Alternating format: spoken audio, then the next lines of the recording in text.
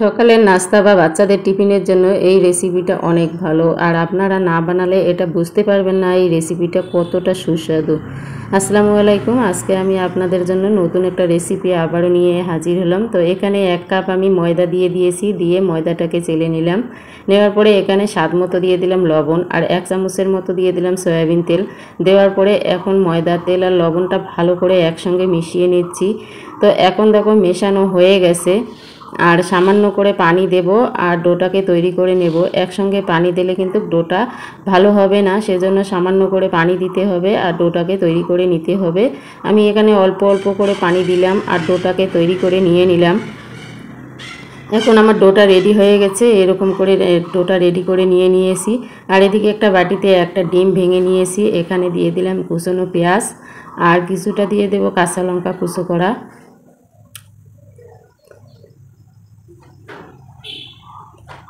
আর দিয়ে দিলাম স্বাদ মতো লবণ দিয়ে এখন পেঁয়াজ, কাঁচা লঙ্কা আর লবণ ডিমটার সঙ্গে একসঙ্গে ভালো করে মিক্সড করে নিতে হবে। এখন কিন্তু আমার মিক্সড করা হয়ে গেছে, একটা বাটির মধ্যে মিক্সড করে নিয়ে নিলাম। এদিকে একটা ফ্রাই প্যান বসিয়ে গরম করে নিয়েছি। তো এখন দিয়ে দিলাম একটু তেল দিয়ে এখন আমার যে ডিমটা ভেঙে রেখেছি সেটা দিয়ে দিলাম। ডিমটাকে আমি ভুজিয়া তৈরি করে নেব, সেজন্য ডিমটা দিয়ে দিলাম এখানে। দিয়ে এইভাবে অনবরত নাড়াচাড়া করে নিতে হবে। করে নিয়ে এখন ভুজিয়াটা তৈরি করে নিতে হবে। তো জালটা বেশি করে না দিয়ে লো ফ্লেমে ভাজতে হবে, যেন ডিমের ভুজিয়াটা পুড়ে না যায়। তো একটু লালচে লালচে ভুজিয়াটা আমি তৈরি করে নিয়ে নিলাম। আমার ভুজিয়াটা একদম রেডি হয়ে গেছে। তো একটা প্লেটের মধ্যে ভুজিয়াগুলোকে নামিয়ে নিলাম। এদিকে আমি নিয়েছি 2টা আলু দুটো সিদ্ধ করে নিয়েছি। সিদ্ধ করে নিয়ে একটা কাঁটা চামচের সাহায্যে এটাকে ম্যাশ করে নিয়ে নেব। তো এখন আলুগুলো ম্যাশ করা হয়ে গেছে, এখানে দিয়ে দিলাম কুচনো পেঁয়াজ আর কুচনো কাঁচা লঙ্কা, আর দিয়ে দেব এখানে বিট লবণ। তো দিয়ে দিলাম জিরে গুঁড়ো, গোলমরিচ গুঁড়ো, আর দিয়ে দিলাম সামান্য মিট মশলা। দিয়ে এখন সবগুলো উপকরণ আলুর সঙ্গে মিক্সড করে নিয়ে নিলাম। আর আমি যে ডিম ভুজিয়া করে রেখেছি সেটাও এখানে দিয়ে দিলাম। দিয়ে সবগুলো উপকরণ একসঙ্গে আমি মিক্সড করে নিয়ে নিচ্ছি। এভাবে এখন মিক্সড করা হয়ে গেছে। আর এদিকে যে আমি ডোটা এক সাইডে রেখে দিয়েছি সেটাকে আবারও ভালো করে মথে নিতে হবে। নিয়ে এখন আমি এটার থেকে লেচিগুলো কেটে নেব। একে একে সবগুলো লেচি কেটে নিচ্ছি। আমার রেসিপিটা যদি আপনাদেরকে ভালো লাগে, লাইক, শেয়ার, সাবস্ক্রাইব অবশ্যই করবেন। আর কমেন্ট করতে ভুলবেন না। ফেসবুক পেজ থেকে দেখলে পেজটাকে ফলো করে দেবেন। তো এখন সবগুলো একে একে আমি গোল করে নিয়েছি। এদিকে একটা চাকতি নিয়েছি, চাকতির মধ্যে যে আমি ডোগুলো রেখে দিয়েছি সেগুলো একটা ছোট করে রুটি বেলে নেব, সেজন্য আটা দিয়ে দিলাম উপরে। দিয়ে এগুলোকে এখন বেলে নিচ্ছি। তো এইভাবে রুটিগুলোকে বেলতে হবে, বেশি বড় করা যাবে না। তো এখন রুটিটা আমার হয়ে গেছে। আর এদিকে যে আমি আলুর পুরটা রেখেছি সেই আলুর পুরটাই এখানে আমি দিয়ে দেব। সামান্য একটু 2 চামচের মতো করে দিয়ে দিলাম। দিয়ে এদিকে রুটিটার আমি চারদিকটায় পানি লাগিয়ে নেব, আঙুল দিয়ে সব দিক দিয়ে আমি পানি লাগিয়ে নিলাম। নিয়ে এবার আমি কিভাবে ভাজ করছি আপনাদেরকে দেখাচ্ছি। এইভাবে সম্পূর্ণটাকে ভাজ করে করে নিতে হবে, একটু সাবধানে করতে হবে। তো দেখো আমার ভাজ করা হয়ে গেছে, এইভাবে আমি সম্পূর্ণটাকে ভাজ করে নিয়ে নিলাম। নিয়ে এখন যে মাথাটা আছে এটাকে আমি কেটে নেব। কেটে নিলে এটার কিন্তু পুরটা বার হবে না আর ভালোভাবে সিল হয়ে যাবে।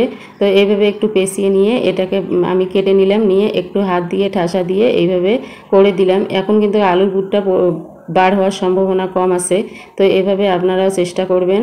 তো আমার একটা হয়ে গেছে, আমি একে একে সবগুলোকে এভাবে তৈরি করে নিয়ে নেব। তো আমার 5টায় রেডি হয়ে গেছে। এখন যে আমি সবগুলোর মুখটা আমি ছিঁড়ে নিয়েছি, সবগুলো এখন একসঙ্গে করে নিয়ে আবারও একটা রুটি বেলে নেব।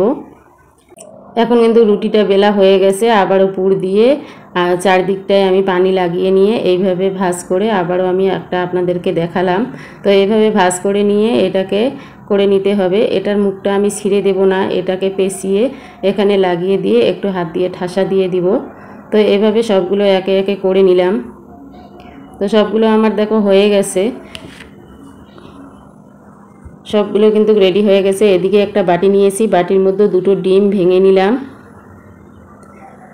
এখন দিয়ে দেব স্বাদ মতো লবণ, আর দিয়ে দিলাম লঙ্কা গুঁড়ো। তো এখানে চিলি ফ্লেক্স দিলেও ভালো হবে, আমার কাছে লঙ্কা গুঁড়ো আছে তাই লঙ্কা গুঁড়ো দিয়ে দিয়েছি। দিয়ে এখন ভালো করে লবণ লঙ্কা গুঁড়ো একসঙ্গে মিক্সড করে নিতে হবে। নিয়ে এখন এদিকে একটা ফ্রাই প্যান বসিয়ে দিয়েছি, ফ্রাই প্যানে দিয়ে দিলাম তেল, তেলটা দিয়ে একটু গরম করে আঁচটা কমিয়ে দিলাম।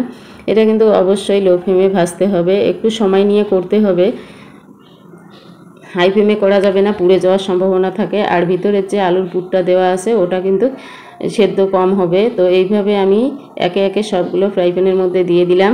দিয়ে এটাকে একটু হালকা আছে উলট পালট করে দিয়ে এটাকে ভেজে নিতে হবে। তো দেখো আমি এপিঠ ওপিঠ দুই পিঠে আমি এইভাবে হালকা আছে ভেজে নিচ্ছি। তো এক সাইডটা হয়ে গেছে, অপর সাইডটা আমি উল্টে দিয়ে নিলাম। দিয়ে এখন আবারও আমি উল্টে দিয়ে নিচ্ছি সবগুলোকে। অবশ্যই এটা সময় করে ভাজতে হবে, তাড়াহুড়ো করলে পুড়ে যাওয়ার সম্ভাবনা থাকে। তো আমার দেখো আমি এপিঠ ওপর দু পিঠে এইভাবে উল্টে পাল্টে নিয়ে ভেজে নিয়েছি, দুদিকটা দেখো কত সুন্দর কালার এসে গেছে। তো এটা এইভাবে সময় করে অবশ্যই ভাজবেন। তো এখন দেখো কতটা ফুলেও গেছে আর কতটা সুন্দর হয়েছে, আমি একটা আপনাদেরকে তুলে দেখাচ্ছি কতটা ফুলে গেছে। তো এখন হয়ে গেছে, এগুলো সবগুলো আমি নামিয়ে নিচ্ছি। একে একে সবগুলো আমার নামানো হয়ে গেছে, আর দেখতে কিন্তু দারুণ হয়েছে আর খেতেও তেমন টেস্টি হয়েছে। পুরো ভিডিওটা ওয়াচ করার জন্য আপনাদেরকে অসংখ্য অসংখ্য ধন্যবাদ। একটা আপনাদেরকে আমি ছিঁড়েও দেখাবো, এর যে ভিতরে পুরটা আছে এটা কতটা সুন্দর হয়েছে। আর নাস্তাগুলো খেতে খেতে কেমন লাগবে আপনারা বাড়িতে বানিয়ে দেখলে অবশ্যই কমেন্ট করে জানিয়ে দেবেন। তো দেখো আমি একটা ছিঁড়ে আপনাদেরকে দেখাচ্ছি ভিতরটা কতটা সুন্দর হয়ে গেছে। পুরো ভিডিওটা দেখার জন্য অসংখ্য অসংখ্য ধন্যবাদ। Thank you.